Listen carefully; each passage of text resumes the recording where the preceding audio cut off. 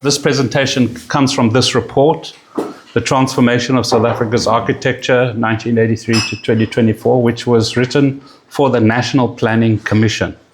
The National Planning Commission is a commission inside the Office of the Presidency that's responsible for long-term strategic planning for the development of the country, and I'm one of a number of commissioners.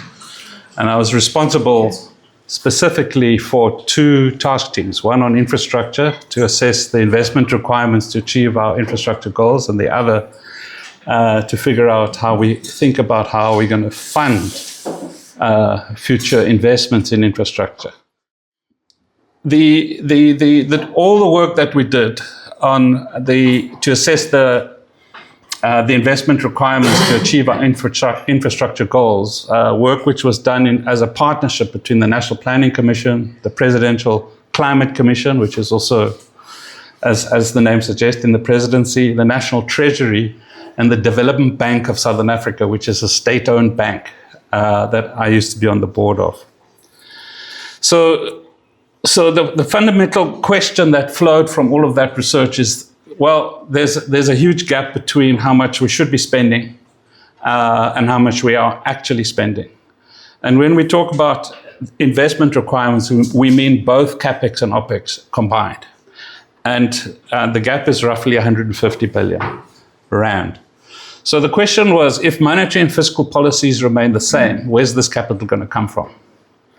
And it was necessary to think about that in the context of two pressures. One is the persistence of inequality since '94, rather than its reduction in the democratic era, and the persistent underinvestment in gross fixed capital formation, fancy economic term for fixed assets, in the public and the private sector. And there's no example of a developing country that has succeeded in addressing its challenges with a decline in fixed assets. And these two are linked. And they're linked because essentially the financial system grows faster than the real economy, and so that finance either leaves the country or just spins around and doesn't get reinvested. And so we find it very difficult to address our challenges. So the monetary architecture approach was then used to develop an understanding of the architecture of South Africa's financial ecosystem as a web of interlocking balance sheets. And in the report, we refer to it as a complex adaptive system. So it does fit well with complex adaptive theory. And we compiled maps of the different architecture, the different financial eras, the evolution of the system over time, which we'll talk about in greater deal. And we made a set of recommendations. The research process really focused on a set of institutions that goes beyond what Stefan was talking about. Yes, the central bank, the balance sheets of the central bank, the commercial banks, the non-banking financial institutions, in particular the pension funds and insurance funds, which are huge. The non-financial corporations, both large and small, listed, unlisted, and informal. The development finance institutions, state-owned financial institutions, the state-owned enterprises, and household balance sheets, and the National Revenue Fund managed by the National Treasury. So we looked at all of these institutions. We did a lot of it by commissioning experts who understood each set of institutions, and they wrote background papers. They weren't all equally of high quality, and we had to do quite a bit of additional work to fill in the gaps and to do the linkages. Did some key interviews and some correlations with some related work that we've been doing, essentially modeling work to develop a non-equilibrium hybrid modeling tool for assessing the macroeconomic implications of the just energy transition. We had workshops with people from the people involved in the writing these background papers in Cape Town, where the monetary architecture was explained. And we pursued a couple of overarching themes, which I'll just touch on very, very briefly. to put it to the crudest way of understanding, I think, South Africa since '94, since our democratic era began, is that we had a political settlement that did succeed actually in putting in place one of the most advanced democratic constitutions in the world, and we did avoid a civil war, a race-based civil war. But we didn't democratize the financial system. It remained basically in place. There was a path dependency that was not touched by the way the political settlement was negotiated. And the second way to understand South Africa is what I've already mentioned, the financial system growing faster than the real economy, which means a whole range of financial flows that either have to leave the country or just spin around. And you can't disconnect that from the racial dynamic. Essentially a white elite controls the bulk of capital in a black governed society, in a context where there's skepticism about the capacity of black governance to work. And Donald Trump has just turbocharged that by just dismissing the possibility entirely. And that talks to the inequality. In the last couple of years, we're fortunate that many academic researchers on dealing with equality have shifted away from assessing the Gini coefficient to assessing balance sheets. And we've got a sophisticated balance sheet analysis of South Africa's household balance sheets. And just to give you one figure to kind of show you the extent of inequality, 0.1% of the population, about 35,000 individuals, their wealth is equal to twice the wealth of the bottom 90%. So it's not equal to the bottom 90%, it's equal to twice the bottom 90%. And it's one of the most extreme forms of wealth inequality. We're not talking a Gini coefficient, i.e. income. And the bulk of that elite is white, still white. Not entirely, but still. And that talks to the whole challenge facing the national economy, which the president referred to in his State of the Nation's address at the beginning of the year, which is what he actually referred to as declining investment in gross fixed capital formation. He has never used that term before, and I really think this report has influenced the language. And I really see, there's no ways we can turn around a stagnating economy that can't deliver to the majority and absorb the finance if we don't figure out why this is happening and changing. And balance sheet analysis really helps enormously. I was an activist fighting for democracy before '94, and I've never quite understood why we have failed to address inequality. And it was only doing this work with Stefan that I really understood my own country. I must be absolutely frank. What you will see now is the way in which balance sheets have changed over time, not least in the relationships between the different sectors, between government and DFIs, between state-owned enterprises and commercial banks, et cetera, but also how we get incorporated into the global offshore dollar system. So let me, with that, hand over to Friederike. Yeah, thanks a lot, Mark, for making this introduction. And I can only say for myself, it was like a pleasure and a privilege to contribute to this project and help mapping. And I think also the pictures we had in there of when we were in Cape Town and sort of being able to talk to all of these experts of the different sort of segments in the monetary architecture. I mean, if you look at this, so for example, we had some people who work for non-bank financial institutions. We had some people who work at the Treasury. We have people who used to work at the central bank. We had people who research like poor people in the townships. And it was really like this atmosphere that we had at this workshop was, I guess, in a way, a bit the ideal setup to also understand this very, very large task of going over such a large time horizon where we we mapped these, we identified these 5 broader themes over these 4 snapshots, which I will go to now. So, I mean, you were mentioning it, these themes already. So we have the theme of financial liberalization and financialization, which you refer to, then the stark inequality, declining investment in gross fixed capital formation and stagnation of growth, the changing role of balance sheet fiscal agencies, which have like a very important historical role in South Africa, and also the changing international financial integration into the larger system. So I will now walk you through these 4 snapshots in the balance sheets, which I think this room is best equipped to understand. So here we have the snapshot of 1983. So before the end of apartheid, and what we want to capture here is the system, how it functioned during apartheid.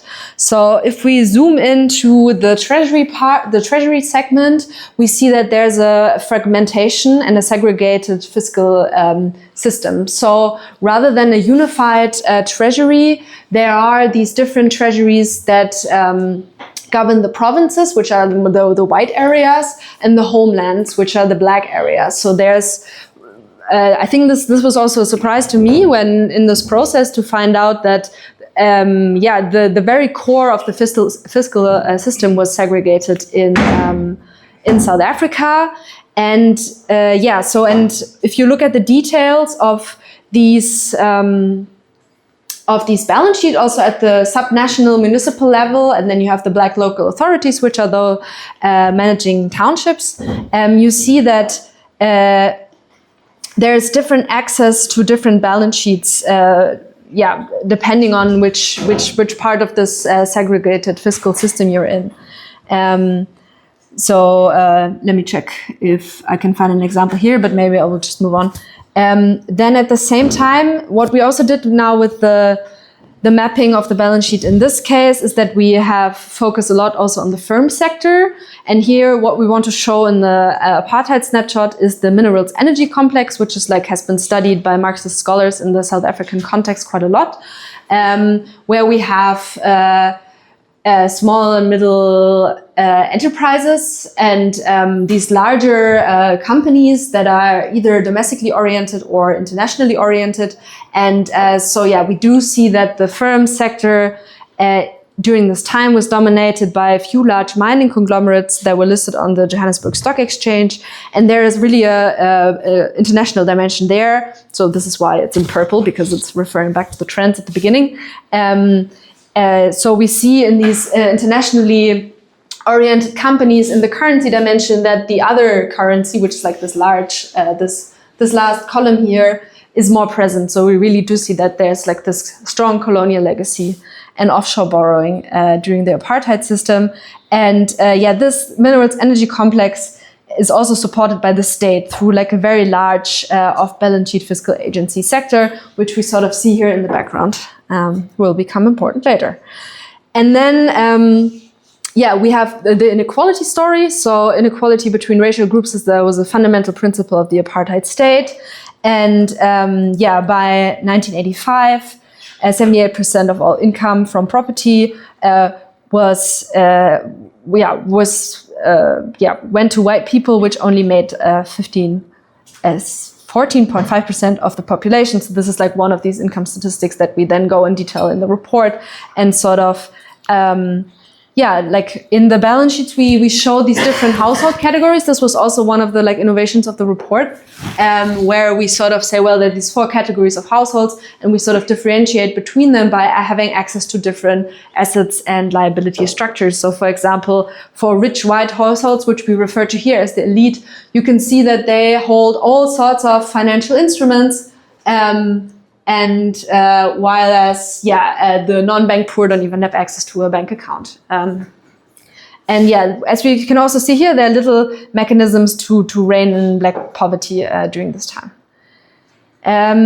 In terms of the international dimension and also the financial dimension, there was a dual rand system to prevent capital outflow. So here in the currency dimension, I mean, it's impossible to see, but there are these two currencies, the commercial rand and the financial rand, which was the blocked system to prevent prevent capital outflows.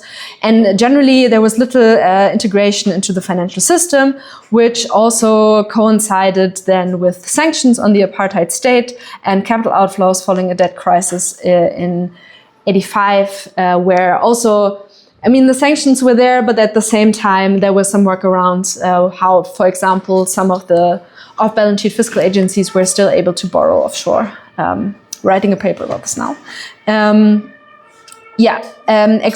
At the same time, with this like financial controls narrative, we see here that there's the story of prescribed assets. So sort of the pension funds were forced to hold securities from the government, as well as bonds issued by the state-owned enterprises and development finance institutions. So now we move on to the next snapshot, which is 1996, which is 2 years after democracy arrived in some way. I mean, it didn't arrive automatically, and people fought hard for it, but we chose this time to sort of say, well, this is now after sort of things have settled down a bit. This is now the beginning of the democracy era.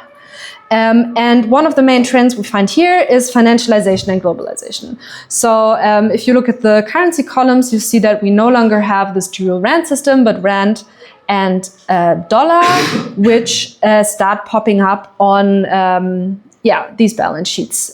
So we have new types of balance sheets in the non-bank financial institution sector. There are all now new sorts of pension funds. We have money market mutual funds emerging, and in this time, the government employee pension fund, which is the largest public pension fund also still today, was established. This is also quite an important institution for today. And we have these new financial instruments. So really this opening up to financialization, the integration to the offshore dollar system, and international institutions such as the IMF. But at the same time, we still have persisting inequality, because only the rich households are able to reap the rewards of having access to these bank balance sheets and holding their instruments. And at the same time, there's a proliferation of debt finance consumption for the poor. So you see that, like the second category here, poor households, finance their balance sheet through informal lending and retail debt, which is done by finance companies. There's with democracy, there was a push for some developmental state narratives, and to basically say we need a developmental state, so like this really strong Keynesian influence. But there was no coherent economic program, and some of these ideas were shot down. So like it was like a neoliberalism persisted in the end.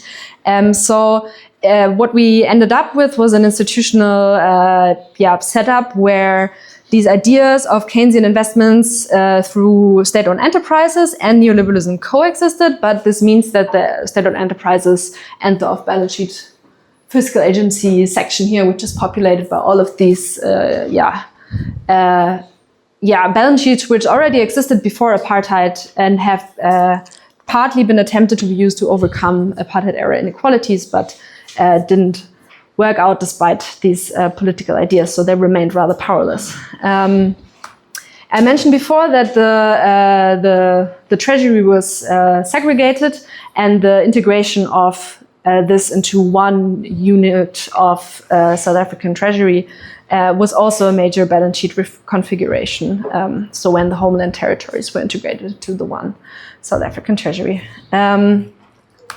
The third snapshot is 2014, which is like after the financial crisis. And we chose the snapshot because there was, at this time, there were also some financial crises in South Africa that led to a consolidation in the banking sector, which is like an important evolution of the story we tell. So there was a small banking crisis in 2002, and then another one in 2014 that was partly a result of pro-cyclical international financial integration, which I think is also one of the topics that we're going to pick up again in other presentations over the next 2 days. So basically the result was that the larger banks got larger and some small banks went bankrupt.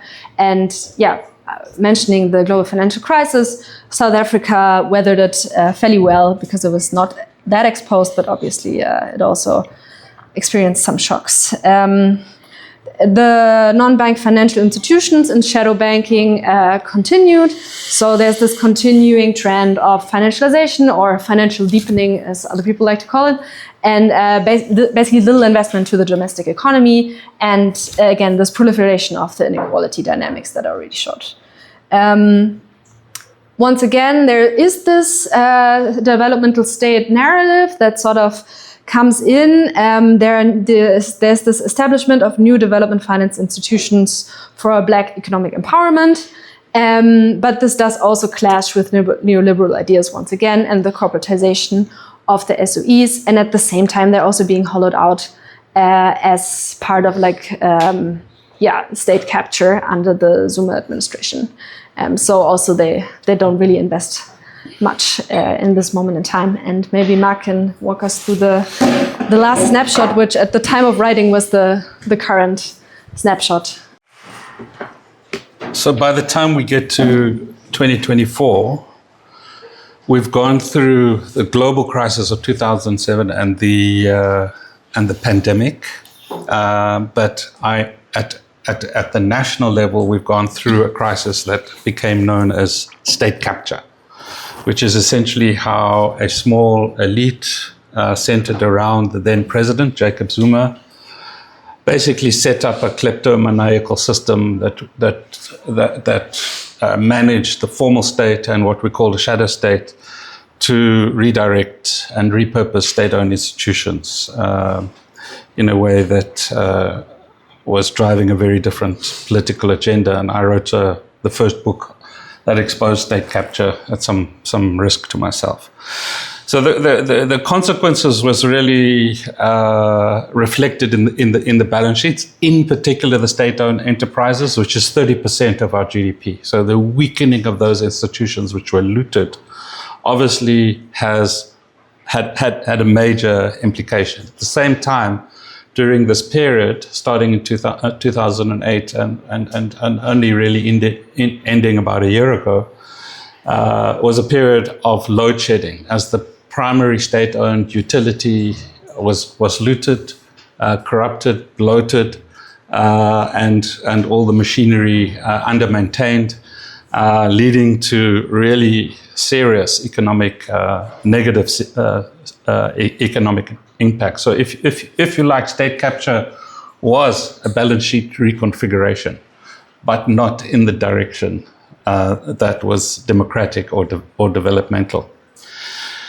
The low growth and limited investment that followed as a consequence of state capture had really very negative impacts on the national treasury and fiscal policy. So we had a period of expanding fiscal policy pro-poor, roughly 70% of total expenditure going to the poor and 10% to actually pay all the taxes.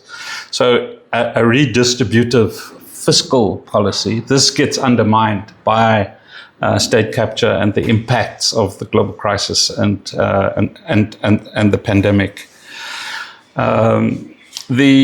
The regional integration of South Africa also starts to accelerate during this period.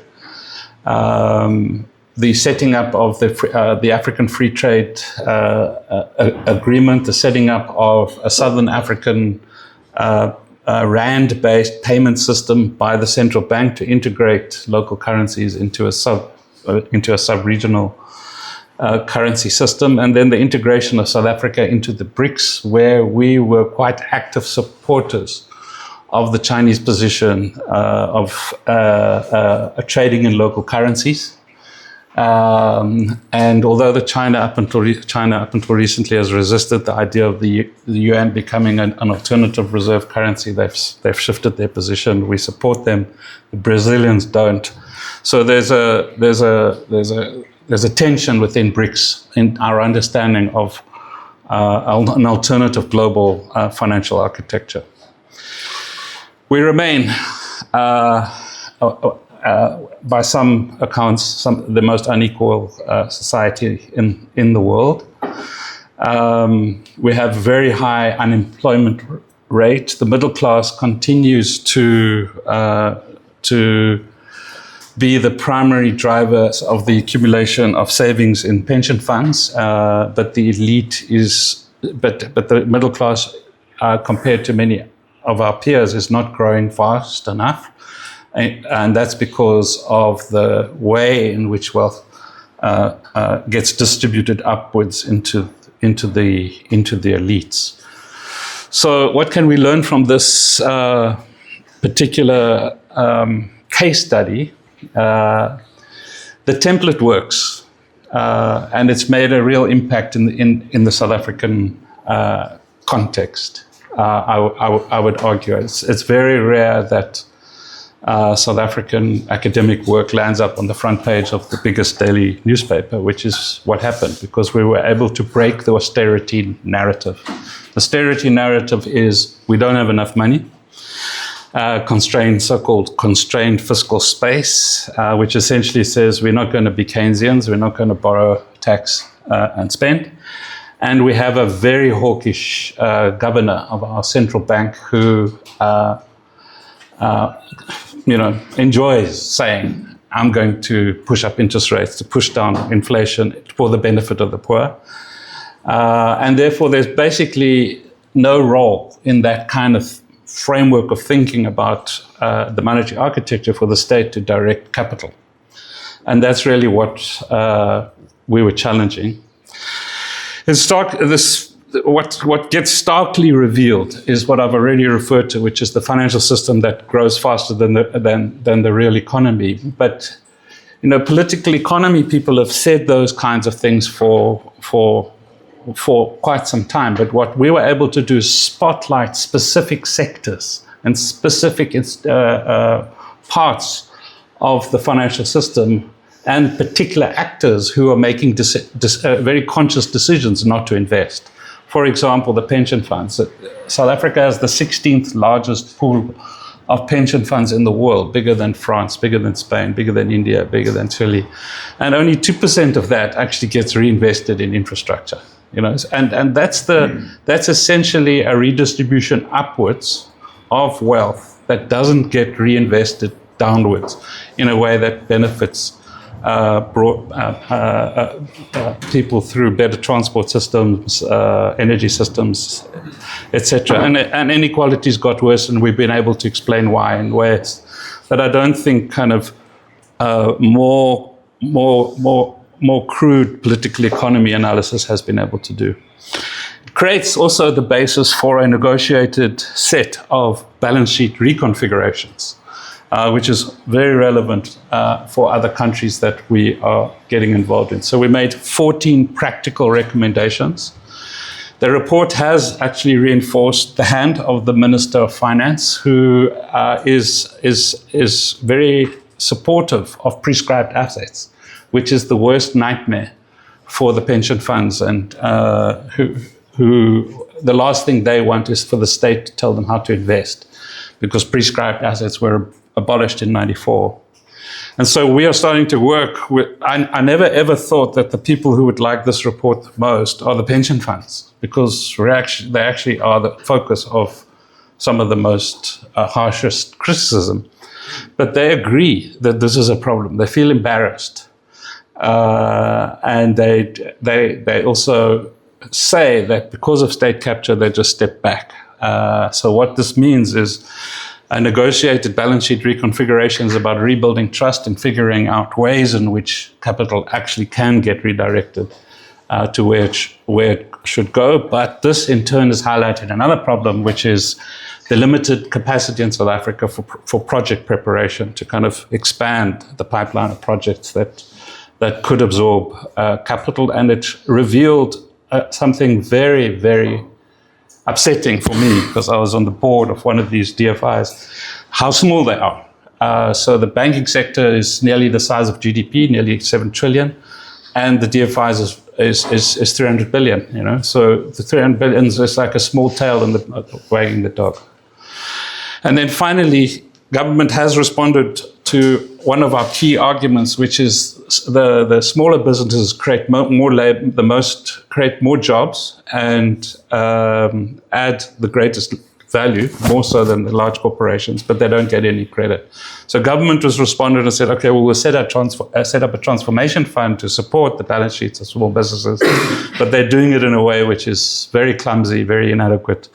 And so we're trying to intervene there. So I think it's useful for countries like ours. We've started to work in Senegal with 3 years of funding to do something similar in a country which has got an oil and gas bonanza, lots of extra cash, but are in a debt crisis, and IMF is trying to impose an austerity program on them, and they don't want that. So this would be helpful for them too.